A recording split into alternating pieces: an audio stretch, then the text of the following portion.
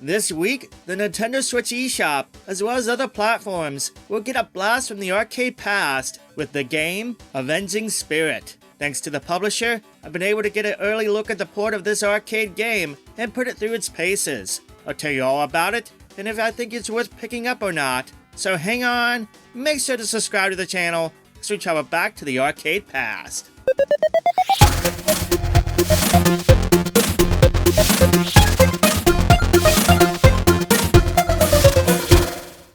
Avenging Spirit, released in 1991 in the arcades, has you playing as a dude who was out with his girlfriend and was attacked by some bad guys and died as a result. So now you're a spirit who can possess others. Your girlfriend's dad, who's apparently researching ghost energy, needs your help to save his daughter from a crime syndicate with your newfound abilities.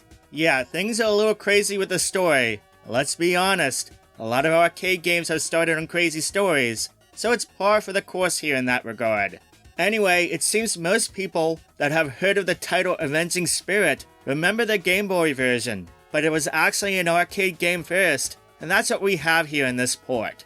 In this release, you get access to both the North American and Japanese versions of the game, as well as have two choices between a home version or the arcade experience. The home version is basically the same as the arcade version, but without having to insert quarters to continue, and has the option of choosing between multiple difficulty modes.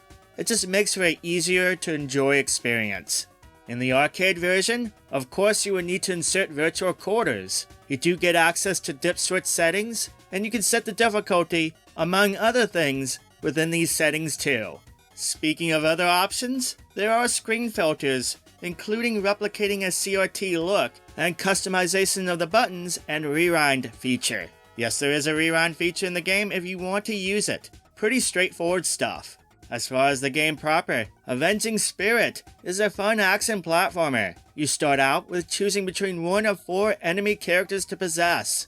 Each character in the game has its own attack and stats, and there's over 20 in all. Each one feels different in their own way. You are able to possess another character when the character you're controlling loses their life. You can do this by hovering over an enemy and pressing the attack button. Now you do need to keep in mind, you have an energy meter yourself, and when you're out of a person's body, your energy will deplete, so you have to act fast to control another enemy before that runs out.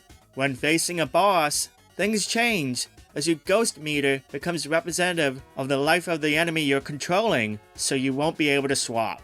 So there's some definite strategy here as to picking the right character to possess. Some will make certain parts of stages harder or easier depending on who you are controlling. You can also gain items as you explore each stage to regain your ghost energy, as well as the life of the person you're possessing. There are 6 stages in all, each ending with a big boss fight. I do like the fact that each stage has a lot of nooks and crannies to explore, and there's even 3 secret keys to find in-game that you definitely want to find, as that allows you to discover a powerful secret and the game's best ending. And yeah, that's Avenging Spirit in a nutshell. It's a fun arcade game that admittedly doesn't last that long, but there's some definite challenge here to try to complete it in 1 credit, and obviously aim for the high score.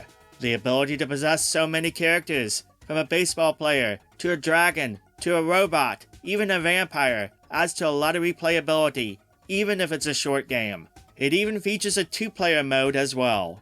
All for just $5.99, which is a sweet spot for those who love arcade games. So if you're one of those people, then yeah, check this out. It's a fun arcade game for a few bones, and I recommend it. So there you go. That's my review for Avenging Spirit.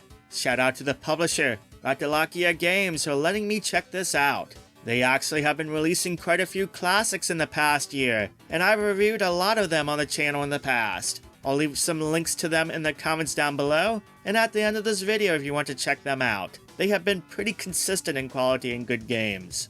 If you liked the video, make sure to give it a thumbs up, and if you're new to the channel and haven't yet done so, make sure to click on that subscribe and bell buttons, so you never miss a single video. I put out a lot of Nintendo Switch reviews, but I also cover the eShop in videos, hidden gems, tips and tricks, and other fun stuff that you definitely want to check out. Anyway, that's all I have for today. Thank you for watching, thank you for subscribing, have a wonderful day, and I'll catch you next time.